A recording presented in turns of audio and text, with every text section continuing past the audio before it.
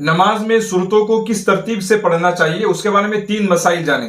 سب سے پہلے تو یہ کہ قرآن کریم میں جس ترتیب سے صورتیں لکھی ہوئی ہیں اسی ترتیب سے فرض نماز میں صورتیں پڑھنا ضروری ہے، اس کا الٹا نہیں کر سکتے۔ مثال کے طور پر پہلی رکعت میں الم ترا پڑھی تو دوسری رکعت میں لإلاف قریش پڑھنا ضروری ہے، اس کا الٹا نہیں کر سکتے۔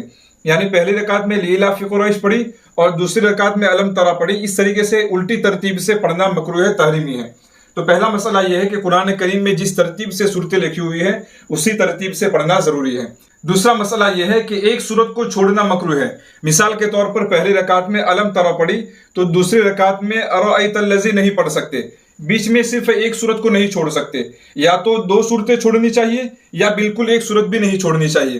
اگر کوئی اس طریقے سے پڑھتا ہے کہ پہلی رکعت میں مثال کے طور پر ارأیت الذی پڑھی، دوسری رکعت میں انا اعطیناک چھوڑ دی اور قل یا ایھا الکافرون پڑھی، تو ایک صورت بیچ میں چھوڑ دی، اس طریقے سے ایک صورت کو بیچ میں چھوڑ دینا مکروہ ہے۔ یا تو ایک صورت بھی نہیں چھوڑنی چاہیے اور اگر بیچ میں صورت چھوڑنی ہے تو 2 صورتیں چھوڑنی چاہیے۔ تیسرا مسئلہ یہ ہے کہ اگر بھول سے ترتیب چھوٹ گئی، مثال کے طور پر پہلی رکعت میں قل یا ایھا الکافرون پڑھی، دوسری رکعت میں اذا جاء پڑھنی چاہیے تھی لیکن انا اعطیناک شروع کر دی، تو اب مسئلہ یہ ہے کہ جو صورت شروع کر دی ہے اسی کو مکمل کرنا چاہیے۔ یعنی کہ بھول سے اگر ترتیب کا لحاظ نہیں رکھا گیا اور کوئی صورت شروع کر دی تو اب اسی صورت کو مکمل کرنا چاہیے۔ کوئی بھی صورت شروع کرنے کے بعد اس کو چھوڑ کر کے دوسری صورت شروع کرنا مکروہ ہے۔